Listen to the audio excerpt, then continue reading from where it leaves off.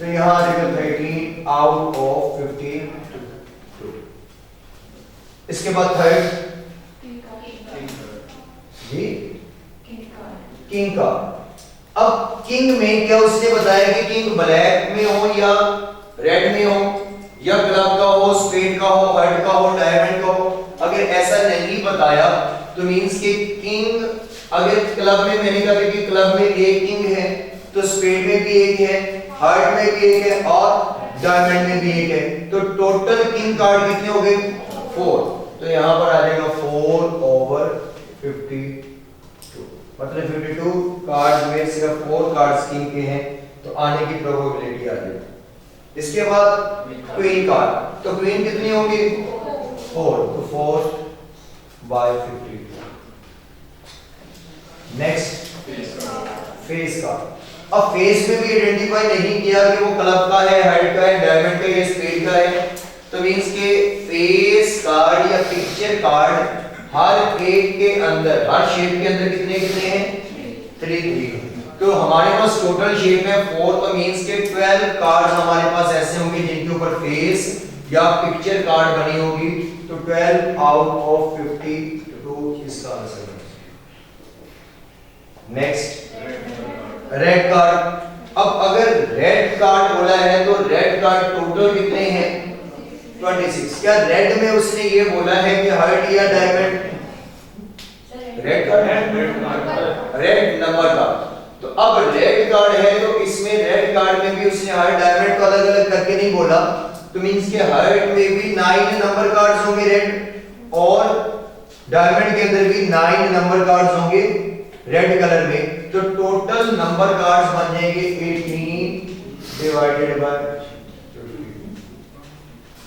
और next black S card. अब black S card है, एक तो कलर आइडेंटिफाई कर दिया कि ब्लैक, और ये कह दिया कि एस कार्ड, तो ब्लैक में दो ही क्या होंगे एस, एक क्लब का और एक स्पेड्स का, तो यहां आ जाएगा 2 by 52।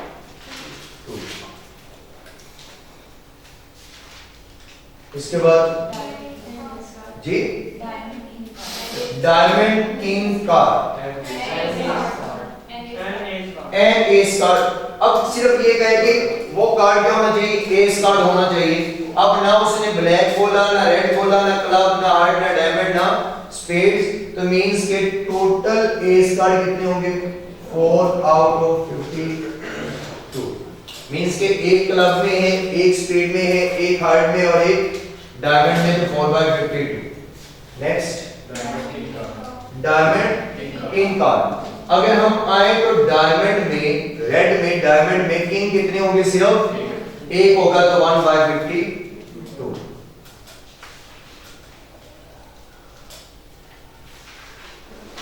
Next red queen card. अब रेड क्वीन कार्ड है तो रेड है 2, एक हार्ट में और एक डायमंड में, तो क्वीन एक हार्ट में होगी और एक डायमंड में होगी, तो यहां पर 2 by 52। Next black heart card. अगर हार्ट में आएंगे तो हार्ट ब्लैक है ही, तो ये पॉसिबल ही नहीं है कि ब्लैक हार्ट कार्ड निकल सके, क्योंकि ब्लैक में ये क्लब निकलेगा या स्पेड निकलेगा, तो ब्लैक में हार्ट कभी भी नहीं आ सकता, वो रेड में आएगा। तो ये जो होगा इवेंट ये वाला और इससे नेक्स्ट, ये दोनों क्या होंगे इम्पॉसिबल, क्योंकि नेक्स्ट है रेड क्लब कार्ड, तो क्लब ब्लैक में है तो वो रेड में कभी भी नहीं निकल सकता कि रेड क्लब कार्ड। हाँ, अगर ब्लैक क्लब कार्ड होता और रेड किंग वो होता हार्ट कार्ड तो फिर पॉसिबल था, फिर हम 13 बाय 52 लिख देते, लेकिन उसने यहां लिखा है कि रेड क्लब कार्ड होना चाहिए और यहां है ब्लैक हार्ट कार्ड होना चाहिए, तो ये पॉसिबिलिटी बन ही नहीं सकती कि ब्लैक में कभी भी हार्ट नहीं होगा और रेड में कभी भी क्लब नहीं होगा। उसके बाद 13 कार्ड ऑफ नंबर 5। अगर कार्ड ऑफ नंबर 5 देखेंगे तो नंबर 5 में उसने ये नहीं कहा कि वो ब्लैक के हो या रेड के हो, या ये भी निकाल के वो क्लब है, स्पेड है, हार्ट है, डायमंड है, तो मींस के 5 क्लब में भी है, स्पेड में भी है, हार्ट में भी है, डायमंड में भी है। तो टोटल 5 कितनी दफा हो सकते हैं एक डेक के अंदर? 4 टाइम्स। वो अक्सर कहते हुए कहते हैं कि मेरे 4 पूरे हो गए, ये तो लॉक हो गया, इससे नीचे तो कोई अब उठा भी नहीं सकता। तो मींस के मैक्सिमम हर एक कार्ड के जो है वो 4 ही होंगे। नंबर्स में अगर देखें तो भी हर नंबर के 4 कार्ड्स होंगे। बस ये होगा कि 2 उनमें रेड होंगे, 2 ब्लैक होंगे। 2 के ऊपर शक्ल जो है वो क्लब और स्पीड की होगी और 2 के ऊपर हार्ट और डायमंड की होगी। तो यहाँ 4/52 इसका आंसर आ जाएगा। उसके बाद नेक्स्ट ब्लैक जैक कार्ड। अब ब्लैक में आएंगे तो ब्लैक है 2 और जैक एक क्लब में होगा और एक स्पेड में होगा, तो 2/50। बस इतने ही ना।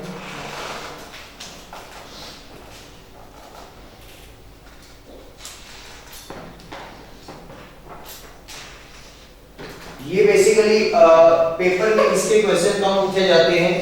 ये एक टॉपिक है जो अभी पढ़ेंगे, लॉज ऑफ प्रोबेबिलिटी। ये उनको समझाने के लिए ज्यादा जो है वो इस्तेमाल होता है। एक आध क्वेश्चन इसका शायद पूछ भी ले, वरना जो क्वेश्चन ज्यादा पूछे जाते हैं वो परम्यूटेशन में जो नॉन जीरो डिजिट है उसका कोड बनाने वाला, और वहां पर इसके अलावा हमने पढ़ा था वर्ड्स वाला जिसमें रेपिटेशन अलाउ होती है कि वर्ड्स रिपीटेड लेटर के साथ आते हैं, तो वो वाला जो है वो एमसीक्यूज पूछा जाता है इस चैप्टर से ज्यादा। और यहाँ जो अब पढ़ रहे हैं वो वाला, तो law of probability, law of probability.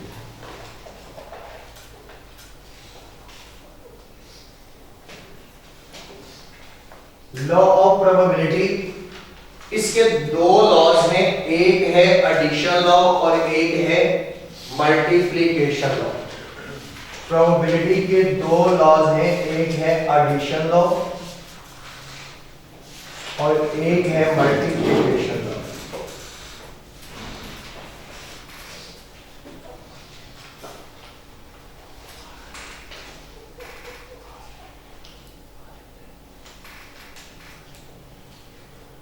Addition law इस्तेमाल किया जाता है जब हमने किसी एक इवेंट की प्रोबेबिलिटी का बताना होगा, यानी कि कोई एक आउटकम जो है वो हमने उसके बारे में बताना होगा। जैसे अभी हमने ये बात की कि हमने एक कार्ड विड्रॉ करना है तो उसकी प्रोबेबिलिटी बताएं। तो अगर कोई ऐसा सिनेरियो होगा जहां पर सिर्फ एक ही इवेंट जो है वो ऑकर होगा, तो किसी एक इवेंट की अगर होने की प्रोबेबिलिटी को बताने के लिए जो हम लॉ इस्तेमाल करेंगे उसे कहते हैं एडिशन लॉ।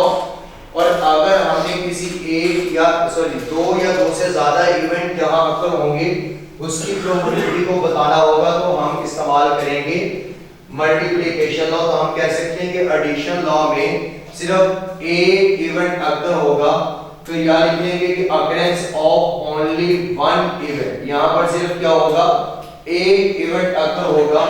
तो जब एक इवेंट अकर होगा तो हम लगाएंगे एडिशन लॉ। तो अकरेंस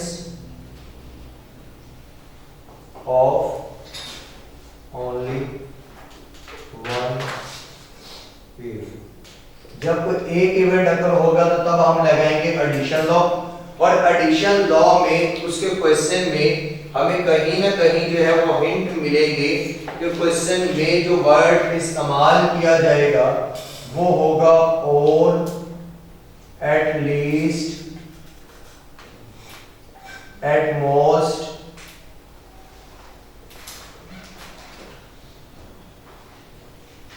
neither, nor,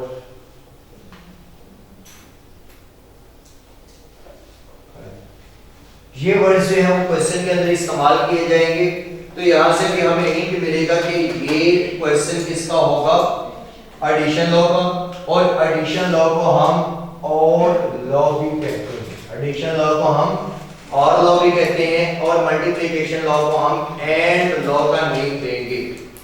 जब हम एडिशन लॉ को देख रहे होंगे तो एडिशन लॉ में मजीद इसको 2 हिस्सों में जो है वो बांटा गया है। तो एक होगा हमारे पास mutually exclusive event, mutually exclusive event,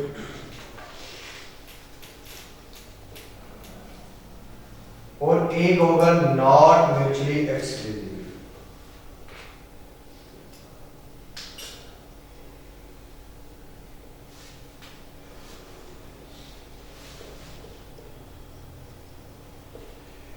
अब म्यूचुअली एक्सक्लूसिव इवेंट का मतलब ये है कि म्यूचुअल मींस एक जैसा और एक्सक्लूसिव मींस के निकाल दिया गया है। ऐसा इवेंट जो यहां पर कॉमन था उसे क्या कर दिया गया है, निकाल दिया गया है। तो यहां पर कोई भी इवेंट कॉमन जो है वो अकर नहीं होगा, एक जैसा इवेंट अकर नहीं होगा, या जो पहले हो चुका है वो दोबारा नहीं होगा सेम बॉडी वाला।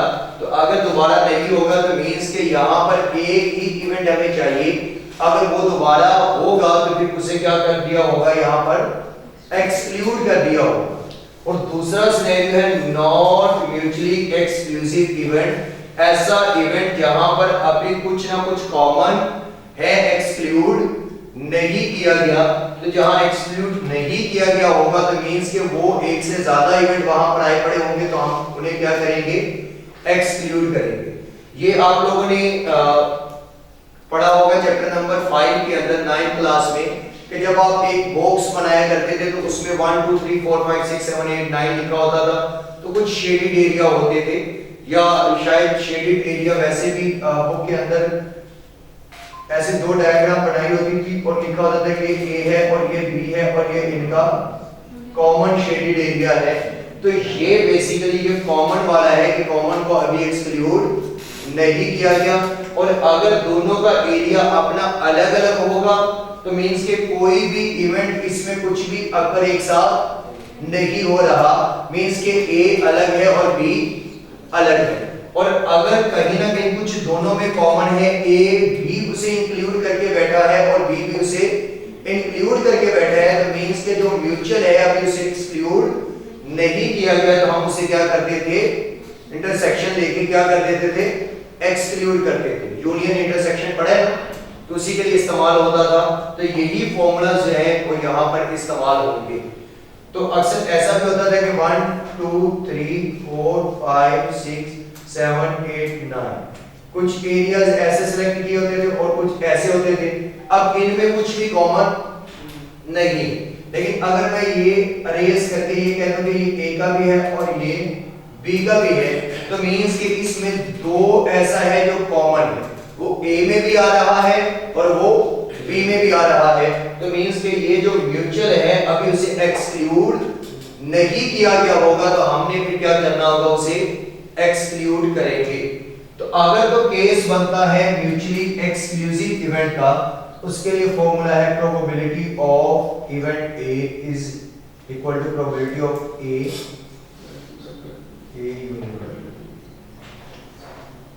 Probability of A plus probability of B। और है तो क्या करेंगे, ऐड। किसी एक इवेंट को हमने देखा, फिर किसी दूसरे इवेंट को देखा, लेकिन इनमें कोई भी कॉमन ना हो। देखना हमने किसी एक इवेंट को ही है, लेकिन ऐसा भी हो सकता है कि या ये हो या ये। मैं कहूंगी आप एक कार्ड निकालें, या वो किंग का हो या क्वीन का, तो निकलेगा कोई एक कार्ड, निकलेगा कोई एक कार्ड। हो सकता है कोई कहे कि सर मैं तो किंग निकालूंगा, कोई कहे कि नहीं क्वीन आनी चाहिए। तो क्या है कि किंग के आने की प्रोबेबिलिटी प्लस क्वीन के आने की प्रोबेबिलिटी, तो होगा दोनों में से कोई एक। या है दरमियान में एडिशन लॉ है, और है, और का मतलब होता है कि या ये या दूसरा, तो एडिशन भी लगा होगा, तो मींस के ये जितने भी पॉसिबल ऑप्शंस हैं किया, सबको ऐड किया है, लेकिन आएगा कोई एक, आएगा कोई एक, लेकिन उनमें भी क्या कुछ कॉमन है या नहीं। तो अगर तो म्यूचुअली एक्सक्लूसिव इवेंट है तो फिर कुछ भी कॉमन नहीं। अगर नॉट म्यूचुअली एक्सक्लूसिव का इवेंट है तो फिर कॉमन होगा, लेकिन हमें खुद उसे क्या करना पड़ेगा, एक्सक्लूड करना पड़ेगा, क्योंकि हमें क्या चाहिए, सिर्फ एक इवेंट जो रिक्वायर्ड है उसकी प्रोबेबिलिटी चाहिए होगी, ना कि उसमें कॉमन की। तो यहां पर आ जाएगा probability of A union B is equal to probability of A plus probability of B minus probability of A intersection B।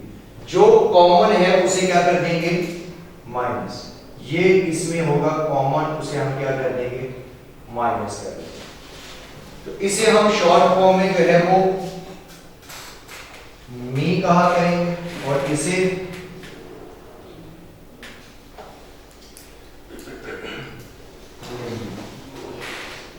Question लिखें इसका।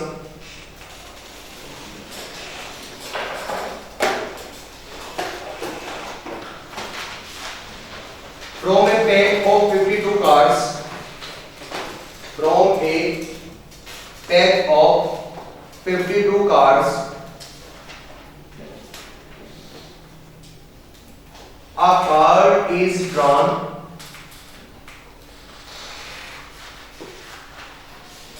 find the probability of drawing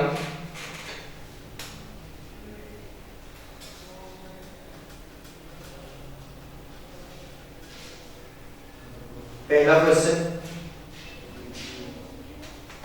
find the probability of drawing. उसके बाद पहला question, N S और face card, N S और face card. Second question है S और black card,